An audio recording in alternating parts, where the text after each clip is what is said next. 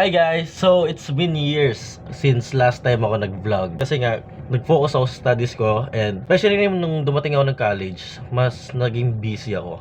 Wala na akong time enough to do something more, especially to my hobbies. And now, since tapos naman ako sa academic year ko, gusto ko bumalik sa pag-vlog. I want to show you kung ano meron sa buhay namin, no?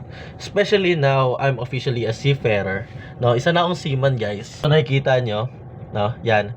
And ito pa yung isang uniform. Underway kami ngayon sa Korea. I think within 4 hours, mag-standby na kami for anchorage sa Korea. South Korea. Pyeongtaek. Basta yung malapit sa Seoul. Samahan nyo ako sa journey ko. Let's start this first episode. As of 23:50 hours, naka-standby na kami dito for anchorage sa Korea. Tama ko ngayon yung dalawang OS. Kung nakikita nyo sila. Kapasounds lang kami ngayon for pampawala ng antok. So, naghihintay na lang kami sa advice coming from the bridge dito. Tumalas na yung trip, pero sila pwede na kayo pupunta sa tumalas pa lang. Kaya malamig pa naman. Diretso na lang kami ngayon sa forecastle para tanggalin yung lashing sa Angkor. And kita mo naman, no, balot na balot kami lahat dito. Naka winter overall kami. And patong-patong na damit sa loob kasi nga sobrang lamig dito sa South Korea. So heading to forecastle. Still 00 hours. And let's see ano mangyayari next. Sa mga oras na to, tila ba napaisip ako kung tama pa ba ang propesyon na kinuha ko. Habang nag-oobserba sa mga ginagawa ng mga kasama sa prowa, nakaramdam ako ng takot at kaba dahil sa mga bakal na nakapalibot sa amin at hindi alam ang sunod na mangyayari. Kaya natatak na sa utak ang safety palagi. Matapos ang 15 minuto, nag-abiso na ang pinuno. Let's go, Port Arthur.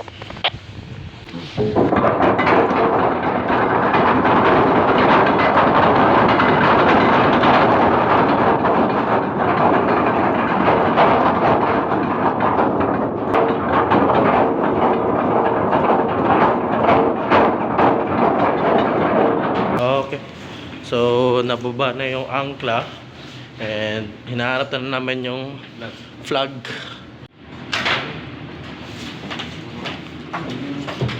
Ano lang to? Display lang ba? Display.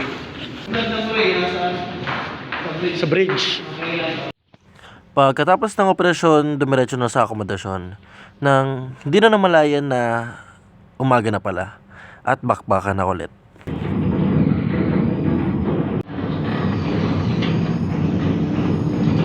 Papayat ako sa inyo ngayon kung ano yung laman ng kargada namin and kung makikita nyo naman dito na sobrang solid.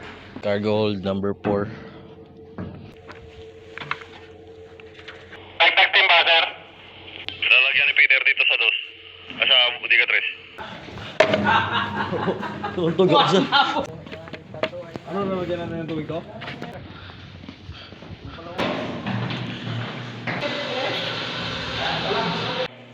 Meron na tubig, meron na.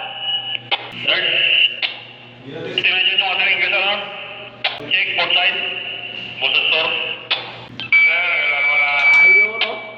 Okay na naman, thank you. Sir, okay na.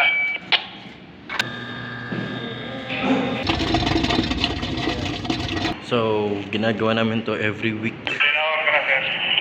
Tinetest yung mga equipment to check if okay pa ba. So, kasama natin ang engine department. Kudos to them and to the bridge.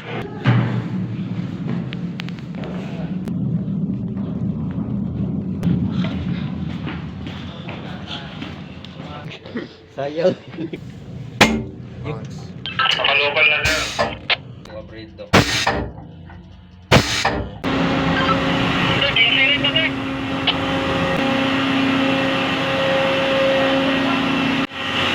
Okay, welcome to engine department.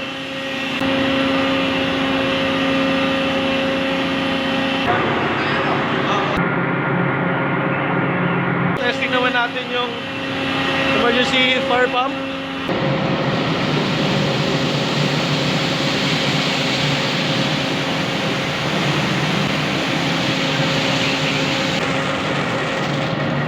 Okay. Tara. Normal.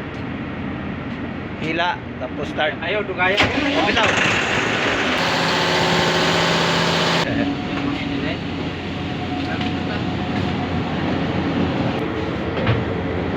Okay.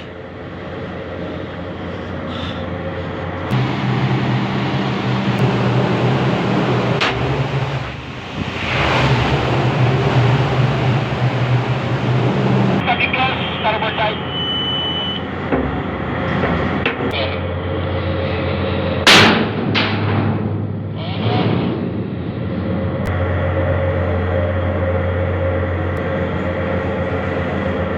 At yun, tapos na kami sa tambutso ng main engine, oiler, and generator. Ngayon naman, subukan naman namin ngayon ang lifeboat.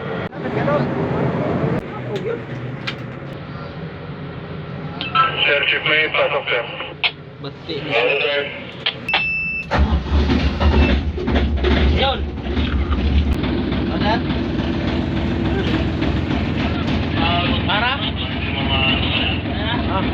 Meron kaming ibababa overboard, no? And ito yung tinatawag naming rescue boat.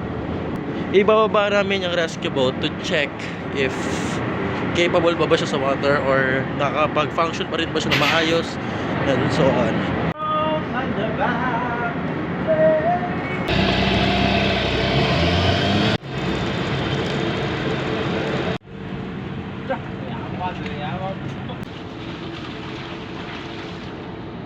Sir, chief mate. Nasa rescue boat na kami, sir. Waterboard. Chief, ingat.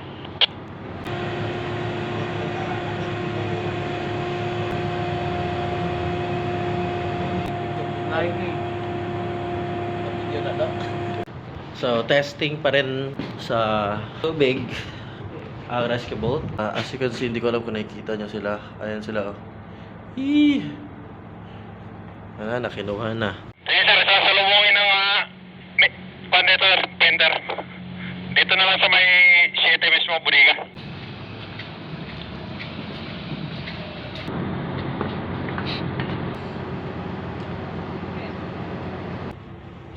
At siguro, dito na lang tayo magtatapos.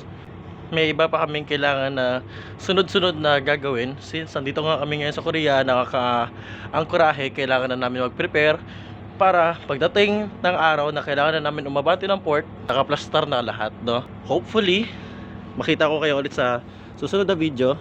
And ingat always, guys.